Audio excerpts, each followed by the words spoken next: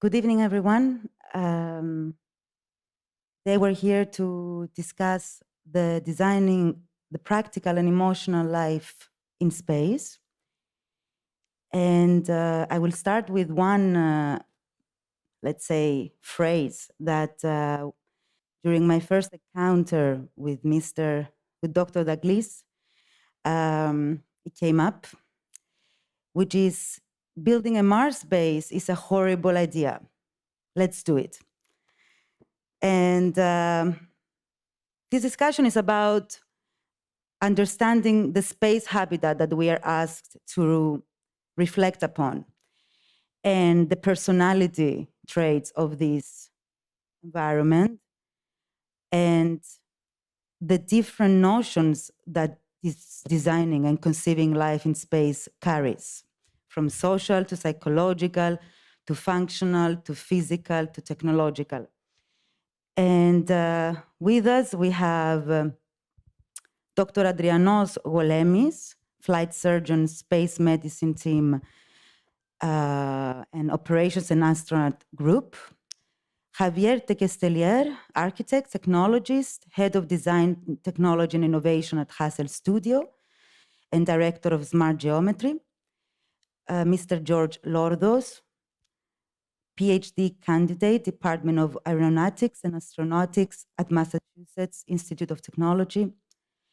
And Dr. Alexandros Lordos, PhD director, Center for the Study of Life Skills and Resilience lecturer in clinical psychology and Department of Psychology of University of Cyprus. And of course, the honor to have us to lead this is Dr. Ioannis Daglis, professor of space physics in the University of Athens, president of the Hellenic Space Center, and director of the Observatory of the University of Athens. And I apologize in advance for looking at my notes, but this is to be coherent. And I give the word to the guests, starting with Dr. Golemis, in order to introduce yourselves in your own words. Thank you. Good evening from me. My name is Adriano Golemis, in Greek, Adrianos Golemis, en français, Adrien. First of all, let me start by saying that I'm very happy to be part of this panel, and thanks a lot for the invitation. I'm looking forward to tonight. To introduce myself, so I come from the city of Larissa, and I studied medicine in Thessaloniki. I'm a medical doctor. I'll try to share with you tonight a couple of things that I really liked along that brought me to where I work today. So as a kid, actually, I studied astronomy and space. So actually, due to that, I decided to, after my medical degree, to follow a master's in space studies. There is a strange place called the International Space University in Strasbourg, where I did my master's. And actually, this helped me, this paved the way for me to be in very strange places. One of these was Antarctica, where I spent a year in isolation.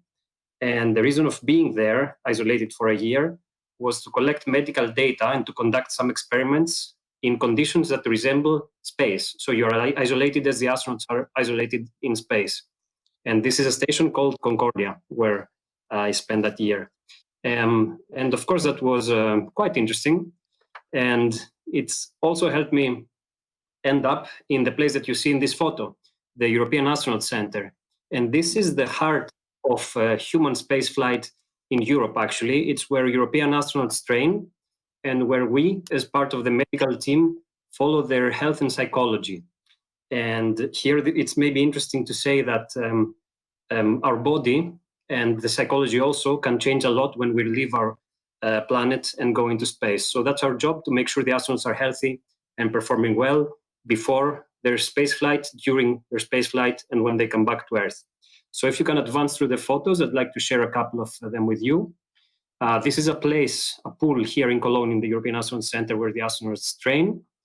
If you go to the next one, this is actually at the Johnson Space Center of NASA at Houston, and this is the console where the medical doctors, flight surgeons, if you will, sit to monitor the astronauts' health. This is the pool, much bigger in the United States. Maybe you've seen this in some films like Armageddon, where the astronauts simulate being in microgravity. If you go to the next one. So I had the luck to be part of a launch of a European astronaut. And in the next photo, I also was there for the landing. So this is the European astronaut, Luca Parmitano, coming back. So I'm very glad to be able to work in this domain. And I'd like to end my introduction with a message that investing in space, all the research, not just the medical, but also the physics and so on, it's worth it. And I think there are tangible and intangible benefits for all of us to gain. So I think we should continue that. So I think we'll go forward to the moon. And of course, we'll hear today a lot about Mars. Thank you. And I'm looking forward to tonight. Thank you, Dr. Golemis. Dr. Lordos, Alexandros Lordos. Hello. I was born in Cyprus in the 1970s, in the midst of war, which affected our country at that time, and that has marked me just like it has marked all of my generation, the whole generation of Cypriots, to be concerned about conflict and peace and what it takes to build a peaceful and resilient society that can withstand adversity. And that work has taken me, that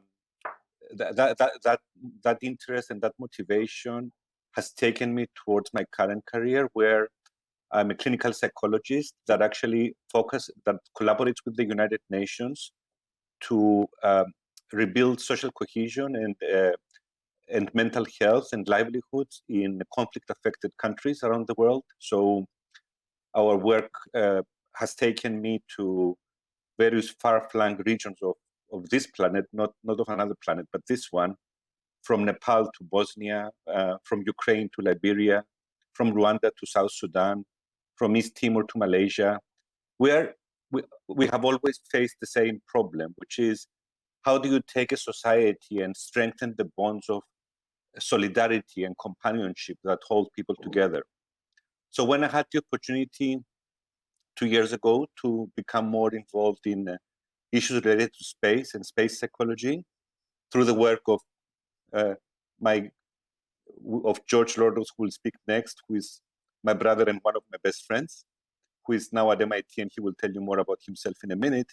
So when I had the chance to work with him on designing a city on Mars, it sounded strangely familiar to what I was already doing, because if the question is how do you build a society that can thrive under conditions of extreme adversity and remain peaceful and resilient and ensure the well-being of the people who live there, well, that's what I've been doing. So it's not that it hasn't been that much of a leap to start thinking about how a city on Mars can be a sustainable proposition. Thank you. Mr. Lordos, George Lordos. Thank you very much. Thank you for having us. So with my brother, Dr. Alexandros Lordos, we've shared this lifelong passion for astronomy and space. And although our professional and academic interests are quite different, so recently we pooled our efforts and we were able to work together on our shared passion and the vision for a sustainable city on Mars. And hopefully we can tell you more about that later in the program. But I want to tell you a story going back to 1986. So if you remember what happened in 1986, Halley's Comet was coming through this part of the solar system. And we were in high school at the time. So Alexandros and I reactivated the school's astronomy club, and we arranged buses at midnight for all the students to go and see Halley's Comet. But we were clouded out, but they all had a lot of fun in the buses, teenagers in buses at night. So, but what we did, we took a tent and the school's telescope and a small group of dedicated friends, and we camped out on the mountain, and then we got out of the tent at 3 in, and Halley's Comet was there in front of us, like a ghost sailing through the universe. So, you know, we have always wanted to do something together, and we're very happy to have done it finally. So a little bit about me. I'm currently a PhD candidate at MIT's Department of Aeronautics and Astronautics, and my research interests are in the industrial ecology. I think of industry as an ecosystem. In the industrial ecology of the Moon and Mars. And I believe that this is a key enabling capability if we want to have sustainable human exploration and settlement.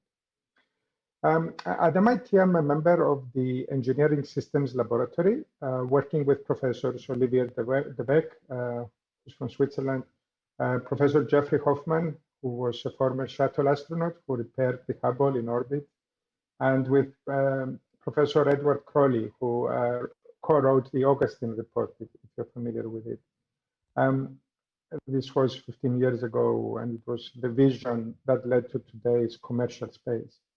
So my teams at MIT are currently working on projects for NASA and for the American Institute of Aeronautics and Astronautics.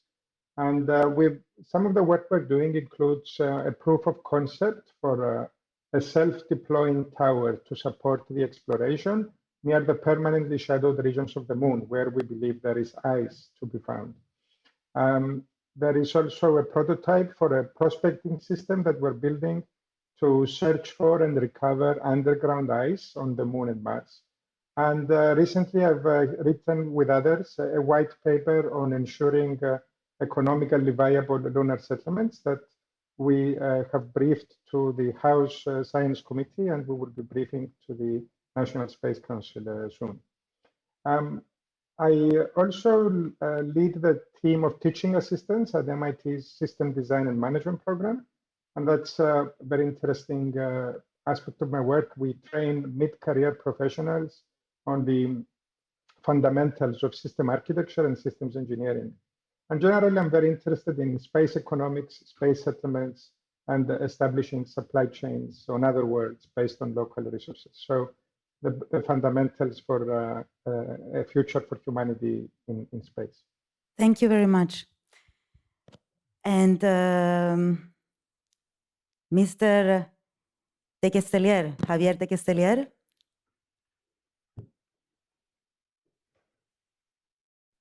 We don't hear you.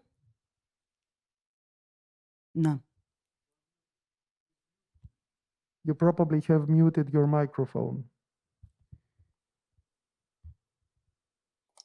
I have indeed muted my Okay, microphone. that's Is this good. better? Yeah. Very good. Sorry about that. Thank you so much for having me here tonight. So I'm Xavier de Kessler. I am an architect, and I'm head of design technology and innovation at architecture practice Hassel Studio. Now, for the last 10 years, I've been involved in designing habitats, space habitats for the Moon and for Mars. Next slide. Next slide, please. The one you see here is was. Can you go back, please? Yes, that's it. Thank you. The slide you see here is a design we did for a 3D printed Mars habitat, part of NASA's Centennial Challenge. And you might think, why is an architect involved in this? Go to the next slide. If you look at the International Space Station, that is, of course, Going to next slide. Yeah. Yes, thank you. If you look at the International Space Station, well, very few architects or designers are actually involved in this. And why would they? This is literally rocket science, right? This is really technologically and advanced. Next slide. But I would argue differently. I would argue that designers and architects should be involved in designing these habitats. Not sure about you, but I wouldn't really want to live in a space like this. So I see astronauts now are merely surviving, and I don't think they're actually living in these spaces. So I think, yes, architects and designers have a role to play. It doesn't mean that we let go of all the technicalities. Absolutely not. This is how we'd, for example, start a design, looking at the life support. Next slide. and detailing everything in really high precision, looking at every little nut and bolt that needs to go into a system like this. Next slide.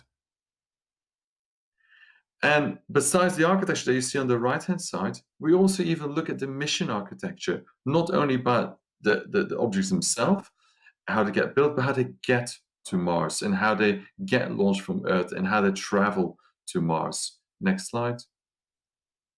If you play the video now. And even looking how we protect ourselves once we are there on Mars, how we protect ourselves from radiation, gamma radiation coming from the sun or from the galaxy. And then, next slide, not even looking at what we're going to build, but how we're going to build it. So we're designing also our robotic system that will 3D print a shell structure that protects ourselves from the radiation. Next slide. But it doesn't mean these spaces need to be highly technical. Spaces we want to thrive for, we want to try to design spaces where astronauts want to live, want to work, next slide, and want to live in a very comfortable way. Because they're not going to be there for a few months, they will be for much longer periods of time. And next slide. And this is one of those habitats that we designed that we now also build up in a one-to-one scale to test it out. So this is one-to-one, and this was exhibited in the Design Museum, and is now exhibited. It was exhibited in the Design Museum in London, and it will now open in Stockholm in the Science Museum there in about a month's time, I think. Thank you. Great, and thank you very much. I pass the word to Dr. Golemis. I think we are very lucky to have all these eminent experts with us tonight, and I would suggest.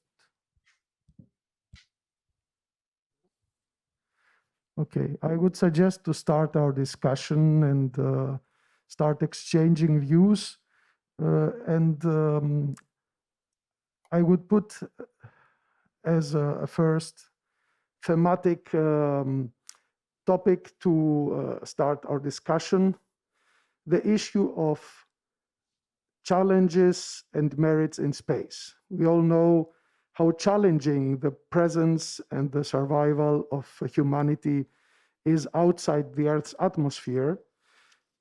And I would invite the thoughts and conceptions that our fellow panelists have on regarding the dangers that we face in space and how we can overcome the dangers. And moreover, if these dangers and these challenges are worth facing in view of the benefits that we have from exploring and maybe colonizing space. And by merits, I mean not only the practical merits, like, for example, securing resources from asteroids or things like that, but also things like inspiration for the next generation or solidarity among people who face the same dangers, innovation, things like that. So we would be happy to have your thoughts about this important aspect of space exploration, benefit versus challenge, and how you perceive this issue.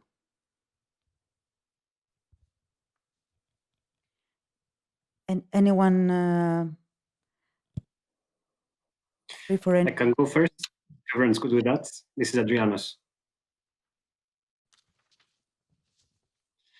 So hopefully you can hear me. Being a medical doctor, of course, I have to say that the challenge is always great for our body and also for our psychology. And I heard Dr. Alexandros Lordos before talk about psychology. I think it's also important not to underestimate how our mind and our mood can be affected when we live either in a station around the Earth or when we venture forth to the moon or hopefully to Mars. But from the medical point of view, I would say that when we leave the planet, a lot change in our bodies because actually we have evolved to live on our planet, on planet Earth. So when we leave this environment, we live without gravity, and our bodies have to adapt to conditions that are completely different from anything our predecessors have lived in. Some short-term challenges like space motion sickness. This is something that occurs when you first go to space during your first days. You can be disoriented, and as you have the feeling that you fall down, actually, there is no gravity. This can affect you. You can be nauseous and so on and so forth. But then the body adapts, and that's really remarkable. But you do have also long-term effects, and I think it's important to consider these when we go further than the orbit of the Earth. And what I'm talking about is mainly the effect on our bones and muscles, as we do not use them because there is no gravity. The astronauts do not need to walk in space. So they do not train their body and muscles naturally as we do. And they diminish in mass and in performance. And we can also think about radiation. This is a major challenge because when we leave the Earth, actually, we're not protected from the atmosphere and the magnetic field of the Earth. But I think the question of Dr. Golemis is very interesting because you invited us to talk about challenges versus benefit.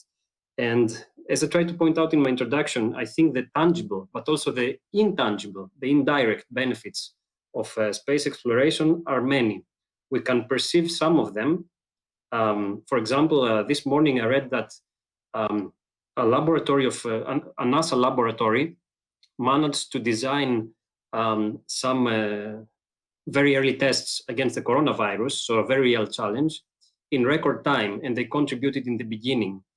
So you see, actually, the benefits are tangible for the society on the Earth, and not only for the astronauts or to explore further. But it's also very interesting to consider the indirect benefits. And Dr. Golemis, you mentioned, of course, inspiration. The new generation can be inspired to contribute to science. I myself, actually, I'm not a scientist, I'm a medical doctor. But as I said, it was through astronomy and through seeing this spirit of exploration that I was moved to start my own journey. And I really am thankful for that. Okay. Mr. Lordos and Alexandros Lordos.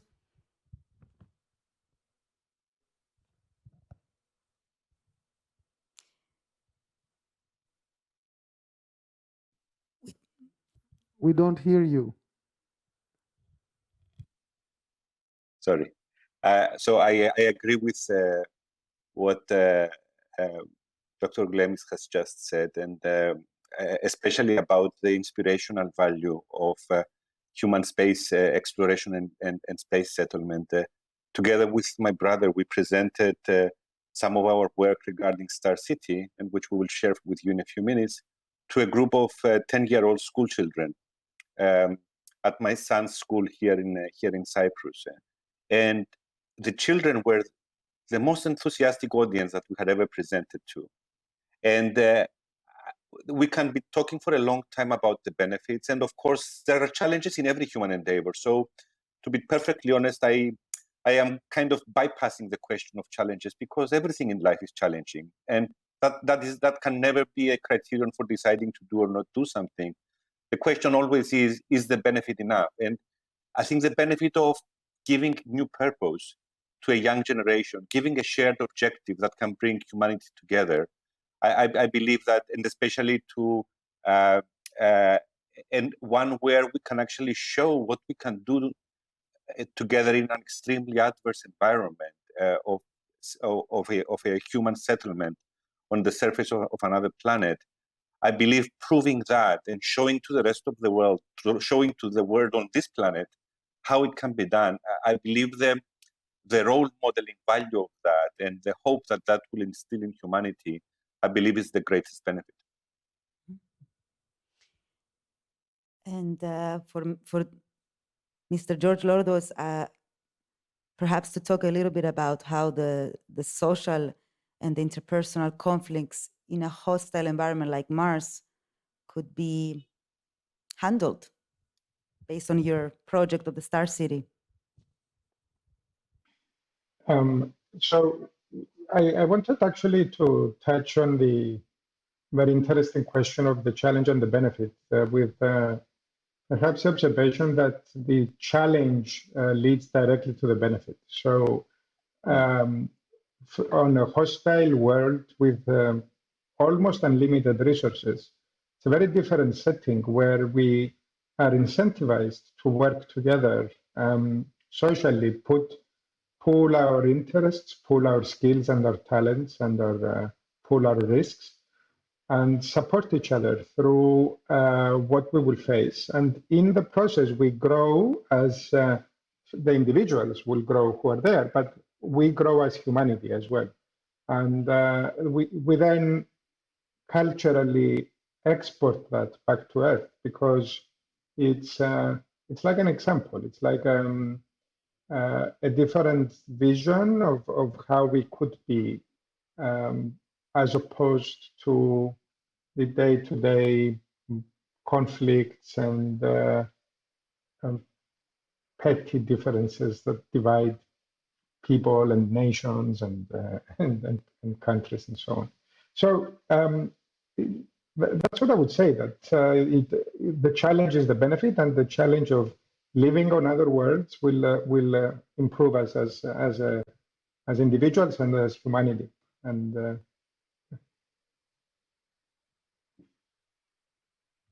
I have to say that I am very fond of this positive and optimistic view presented by Alexandros and George Lordos. Thank you. Indeed, indeed. And we're up for Mr. de Kestelier's also inside. Hello. Yeah, I think the benefits, well, I'm actually not a great believer that we'll go to Mars to colonize Mars and to kind of, just like Elon Musk says, have 1 million people there living there in the next 50 or 100 years or something like that. I'm not really a big believer in that, because as we started this day by saying that, living on Mars is a really bad idea. Anyway, it's just such a harsh environment. And I would actually like to put the analogy back to what we're doing on Antarctica, right? We're not really moving to Antarctica, are we? We have research bases on Antarctica to do science. And I believe Mars is probably similar to that. So the reason why we would go to Mars is simply to do research and to do science. And I think for me, that is really a good enough reason to go, right? But I don't believe that will then immediately lead to colonization of Mars. I'm not really fond of that, because I don't think it is actually that necessary to do that. So for me, and yes, of course, the challenges, yes, of course, there are huge challenges to go. It's extremely difficult to do. But that doesn't mean that we shouldn't do it, because, human beings, people love to do difficult things and love to explore at the same time. So yeah. Yeah, so may I, Annie? Of course.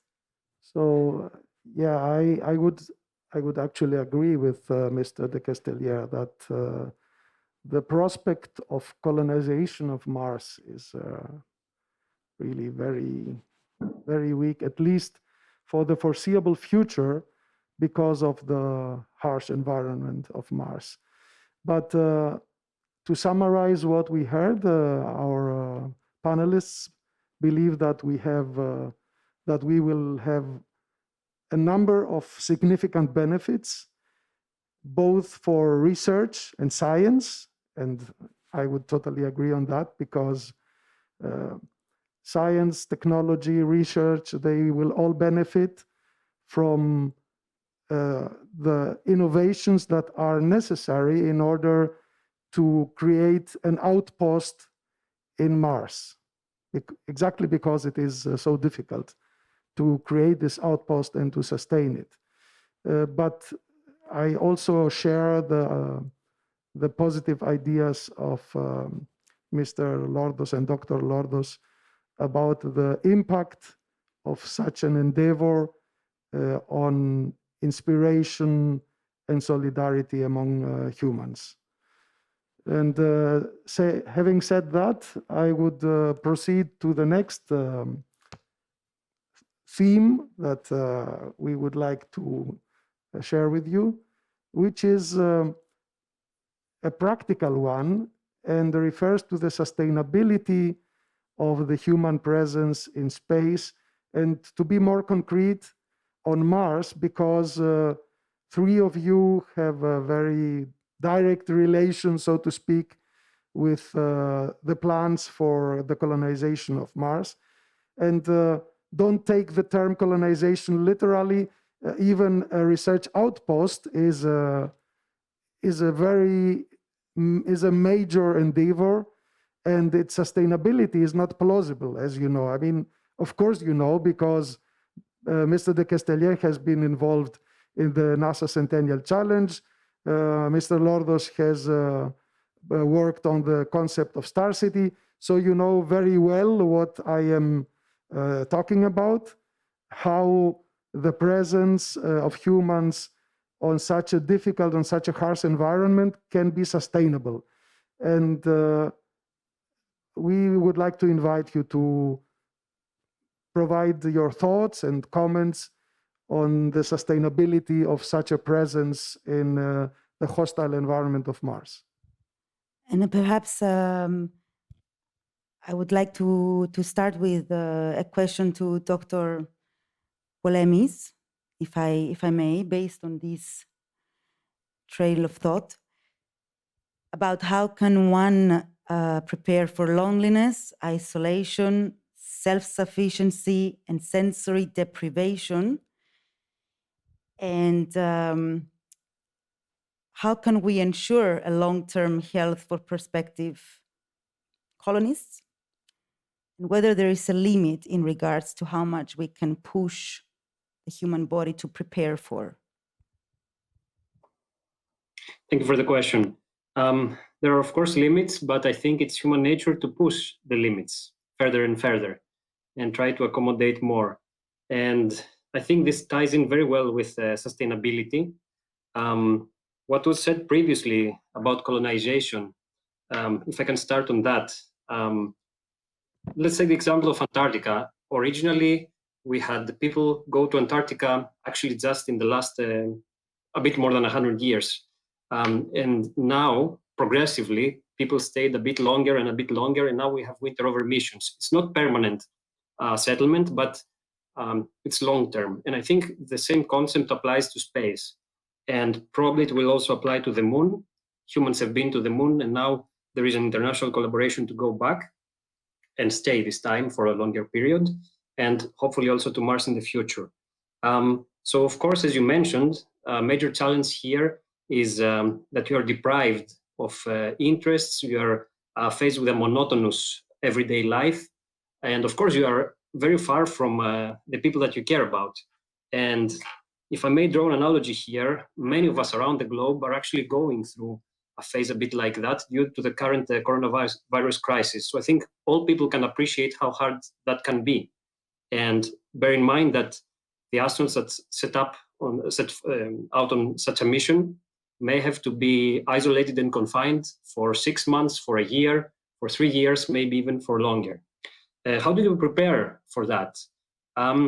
There are a number of countermeasures that we use, for example, for the astronauts. Nowadays, the astronauts fly just around the Earth, which means we can resupply them. We can send small rockets that actually can provide them with essential material if they run out of something, or if they need extra medication, or something to cheer them up, which is also very important. This, of course, will be limited when we set out for the moon or for Mars. So how do you prepare? You select the right people that are motivated enough to go through this, and you train them. And you try your best to keep human contact. Now, if we go to Mars, and if this brilliant idea of the Star City comes to be, hopefully in a few generations' time, then, of course, there will be a delay, that the communication between a person on Mars and a person on the Earth will be delayed. It will not be real time. But still, I think there is something in human contact that can make one endure such a mission. And again, I think this ties very well with sustainability. And hopefully I've answered your question or the better part of it. Great. Yes, of course. Thank you. Thank you, Dr. Golemis.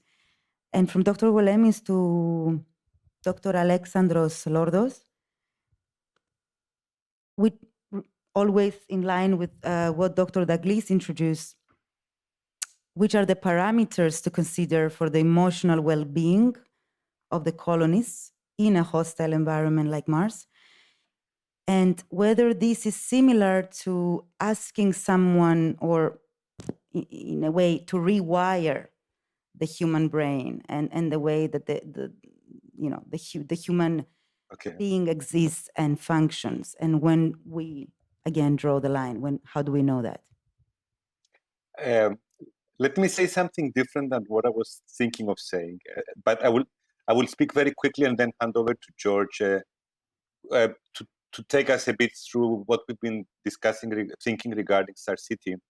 But really what I want to say here is that unless we actually move to the concept of having thousands of people on Mars, we will never be able to sort out the emotional well-being problem.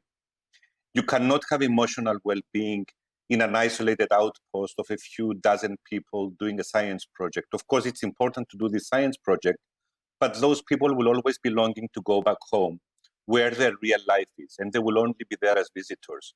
So if we want to get serious about making people comfortable on Mars, that's what the emotional well-being means, to feel at home, then we have to make a real home for them there, which means that we have to create a real society there, which means that we do have to start moving closer to Elon Musk's vision of thousands or even 1 million people on Mars. And that's definitely where we come from in terms of our perspective, and we respect, of course, the opposite viewpoints that were expressed earlier. But let me hand over to George Lordos to explain to you how we are conceptualizing Star City as a place where this can become possible. Please. Thank you, Alexandra. This is Mars, and Star City is designed to be located in a crater on Mars. So in the next slide, you see an overview of what Star City would look like. Now, in this picture, you should imagine that most of the city is underground, inside the crater rim, in tunnels, and then the tunnel network connects to the domes that you see glinting in the night. In the next slide, you can see a laser. This Star City has a vision of an energy-rich city. So, the sustainability starts at the foundation, where you have so much energy that you don't know what to do with it. Well, one thing that you can do with it is shine a light of hope back to Earth, so that children can see the laser on Mars from their backyard telescopes. You need very bright laser to fight the reflection of the sun from the planet, but you can do it. And so how would we build a Star City on Mars? In the next slide, I'll show you a concept for how this is done. Next slide, please. Thank you. So this is a terrestrial picture. This, the people on Mars wouldn't be standing there like that. It's just to show you what it is like. So this is a road header, and it is a very flexible tool. It can carve a tunnel of any shape that you want, or a cave of any shape. So the idea is that when we send people to Mars, we don't send them there with 10,000 detailed solutions. We send them there with a very small number of very flexible capabilities. And then we trust them to use their intellect and their cooperation and their wits to solve the problems. So in the next slide, you'll see what the tunnel network looks like. So this is, you see different colors. Some tunnels are roadways, other tunnels are storage or greenhouses with light emitting diodes, industry, living space, leisure space. And then the tunnel network allows you to exit to the surface of the planet, or it allows you to look at the planet by connecting to domes that protrude from the crater wall. So in the next slide, I have a picture of what the domes look like. It's like a small rendering. So you can imagine that these can be public spaces where you have a connection, a visual connection with the distant horizon of Mars, and you can see what Mars is like. And in the next slide, maybe the idea of physical security and comfort is foundational to happiness and to sustainability. So the homes in Star City would be very spacious. Even though they're in tunnels, there are artificial skylights that simulate the exact wavelength of the sunlight as it is on Mars at that moment. So everything possible is done to make people feel comfortable and at home, as Alexandros was saying. So in the next slide, so maybe after many, many generations, the descendants of the first inhabitants of Star City would pressurize their crater with a little atmosphere, maybe not necessarily a breathable atmosphere, and then create a lake where they can sail and enjoy the water, which is where we come from. We come from a water planet. So sustainability, I will just say that if we don't start with the strategy of giving capabilities to our people who will be going to Moon and Mars and letting them solve the problems, I don't think that any other concept is sustainable if you want to have a big city. I don't think you can manage everything from Earth. So that would be the most fundamental piece in the puzzle. Thank you. Thank you. Mr. Kessler, Hi there. hi there. How about Hey. the role of technology, or if you have something to add to what the other guest said? Yeah, I think I do, and I want to kind of talk a little bit about the sustainability aspect of it. Could you just bring up my slides again and show the second slide of my slide deck? That'd be great. Is that possible? Can we bring up the slides, the second slide of Mr. Kessler?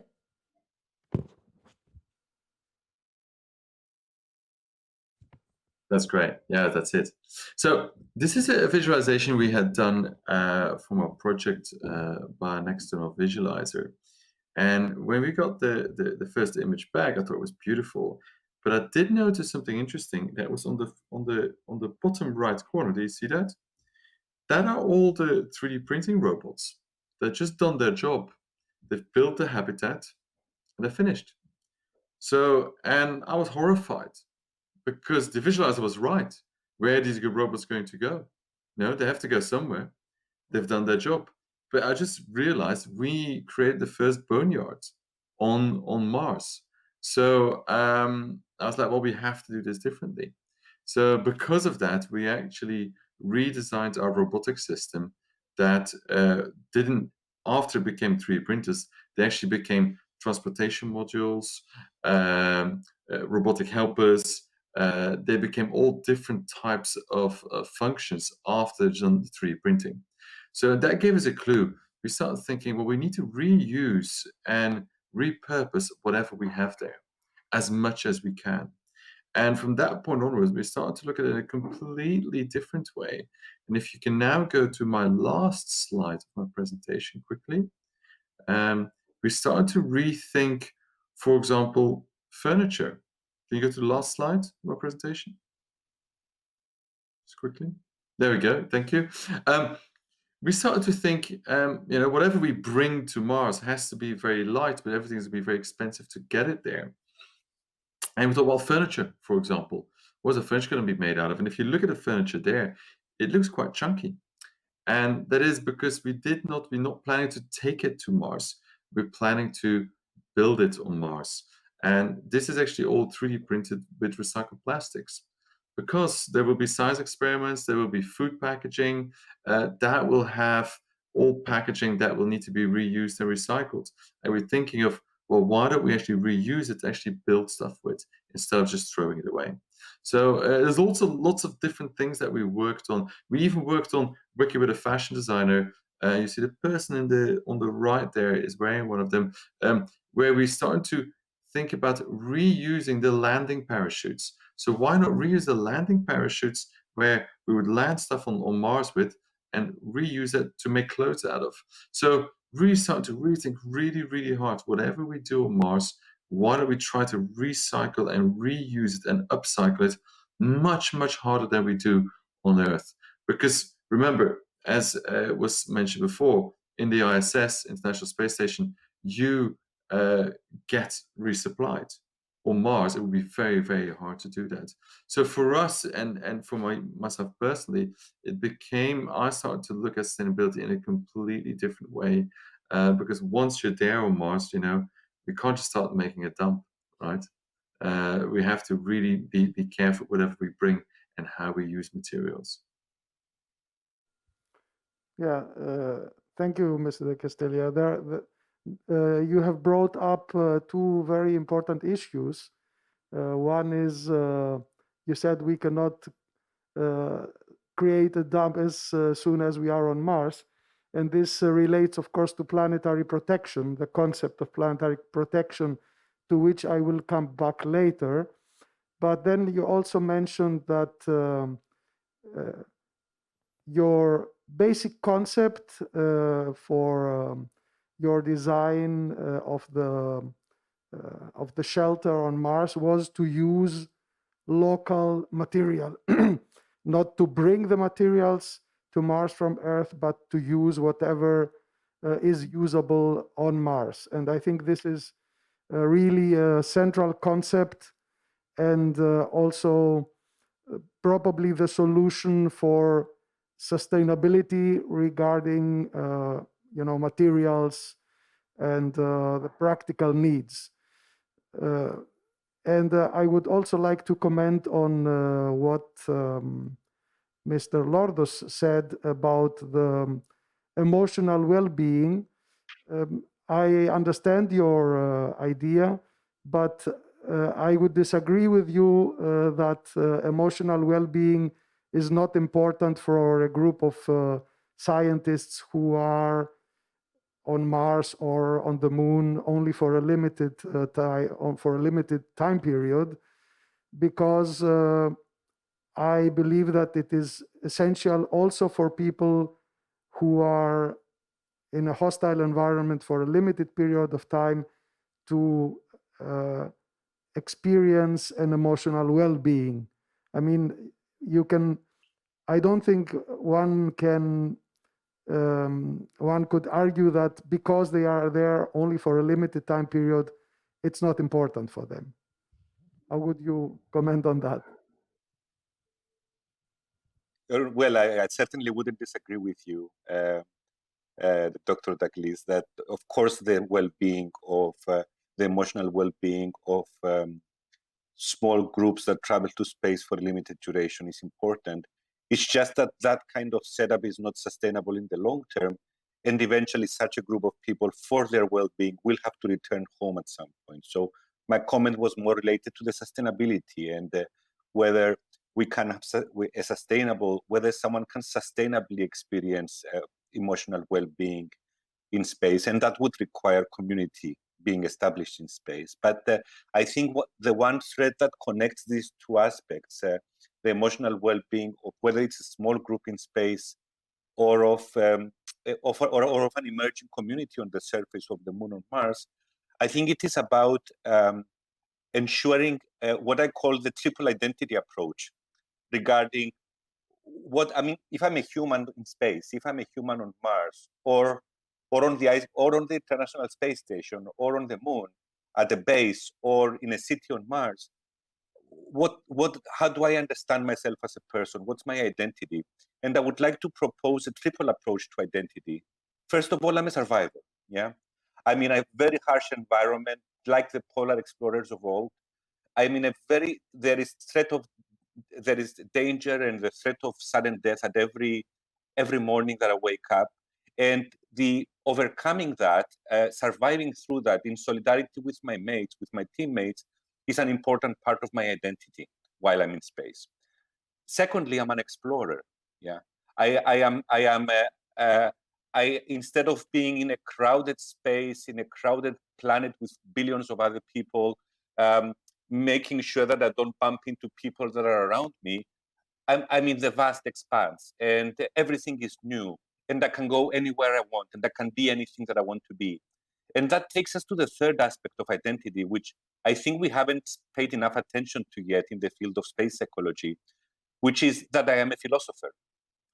I am someone who is investigating what it means to live a good life, and what a good life means when you are in this extreme situation where what is common and what is traditional and what your parents and grandparents have done is no longer a guide for your life. So how can we have people, well, in our case, we focused it on this problem from the perspective of a city on Mars, and we thought that, for instance, we came up with what we call the dual professional specialization approach, where every resident of Star City would have a survival-oriented profession, such as tunneling or aquaponic farming, and an expression-oriented profession, such as being a fashion designer, being a gardener, being a spiritual guide, being a poet. And by balancing those identities, and of course everyone would be an explorer by the virtue of being there and getting out through the airlock onto the surface of Mars. So by balancing those identities, people would be able to offer themselves to one another at all of those levels, and that would create a strong sense of cohesion and solidarity. Sorry, thank you, Doctor. Yes, we have only 8 minutes left, and we have one question also from the public. So, okay, I would just wanted to thank Dr. Lordos. Your answer was very enlightening, and yes, the way you put it, I think that it answers how emotional well-being could be sustained, but really in a society that feels in Mars at home. That would be the major difference, I think. Indeed. Thank you very much. okay, before we go to the question for the public, I will touch upon the second part of the third point, very briefly, which is, would the transformation of a pristine planetary environment be acceptable from an ethical and environmental point of view?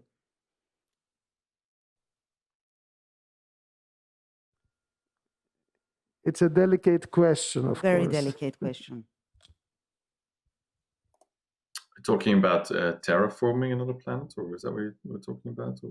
Well, okay, the question has, the meaning of the question, you know, if you have read Red Mars by Kim Stanley Robinson, the trilogy, Red Mars, Green Mars, Blue Mars, this issue is touched upon by some of the protagonists, because there is a disagreement if humanity has the right to change a pristine planetary environment in any way, either by creating outposts or even more drastically through terraforming.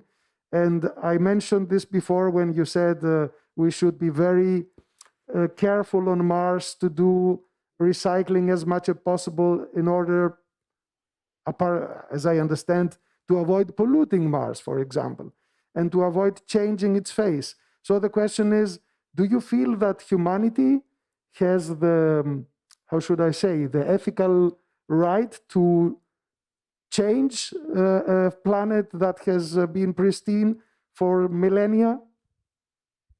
Or it has a good reputation that renders it capable in doing that and rightful in doing that? Right. Xavier, are you taking this? I can volunteer as a philosopher. I can volunteer. So I can take it. Yeah, thanks. So you know, I would say that all life has the urge to take advantage of its environment to maintain its continued existence. What is at stake here is whether, as humans, we have the wisdom to live in harmony with the environments that we choose to call our homes. And this is the same for Earth and the same for the Moon and Mars. And we have obviously not done a good job of this on Earth. So one of the benefits that we see from human settlement of the Moon and Mars is that we have an opportunity for a fresh start that is designed by by the leaders of the enterprise to be more sustainable than what we do here today. And in this way, we are also sending back the example. Once again, I'm returning to the theme of the example. So if we want to survive, we have to learn to live in harmony with the environment. I don't see that as a conflict. So I would not agree that we do not have a right we have the right as long as we are self-restrained, and we have to grow and become self-restrained. And again, you gave a very optimistic view. I am happy with this, and I would agree that in Mars, the humanity may have a second chance to prove themselves. Yes, to redeem ourselves. Yes. I think there is a major difference, I think, if you would go to a planet where there is some sort of life, even if it's the minimum amount of life, I think then the actual equation actually changes for me. So if you go to a planet where there is no life, or you can prove there is no life, I think you can, as a species, I don't think there's an issue with inhabiting it and changing it, as we do with our own planet, as long as we do that in a way where we, let's say, we do it for a certain purpose, right? And don't do it just for greed. I would say that. But I think there's a massive difference if it is, if you find life or not life. I think there for me there's a big change there of approach. Thank you.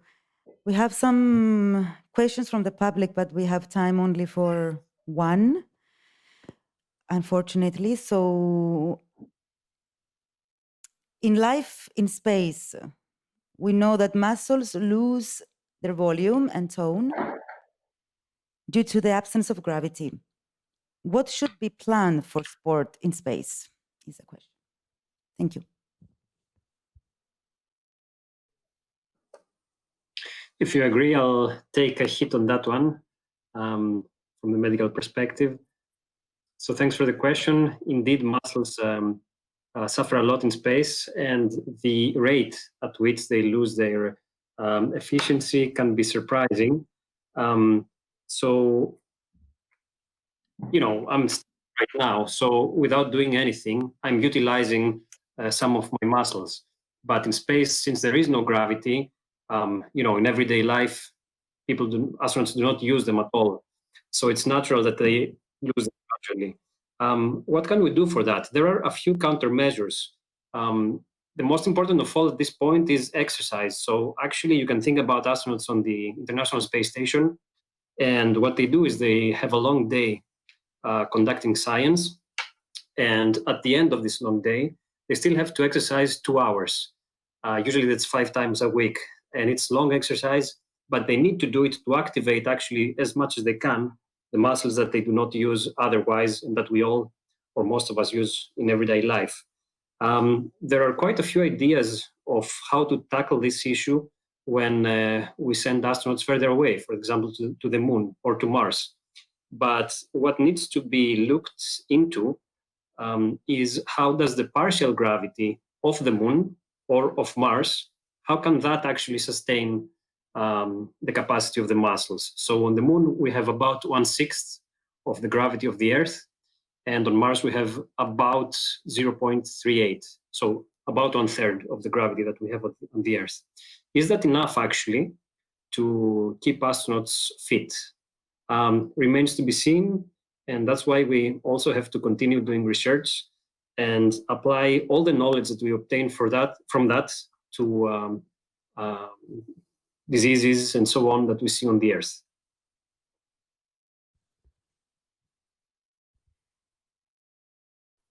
Thank you very much. Thank you, each one of you, for this wonderful panel. I think we could keep going on and on. And thank you also to Dr. Douglas for the amazing co-leading. Thank you very much. It has been a pleasure, and it has been a pleasure to meet our distinguished panelists.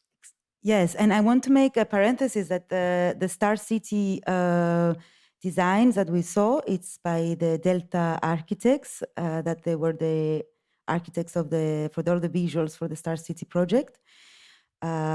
Tatiana Kupa and Nikos Papapanousis. And that this this discussion is in collaboration, of course, with the French Institut, which has been a beautiful process. And thank you all for being part of it. Have a good evening. Thank you. Good evening. Thank you. Good evening. Many thanks Thank you, from our side. everyone.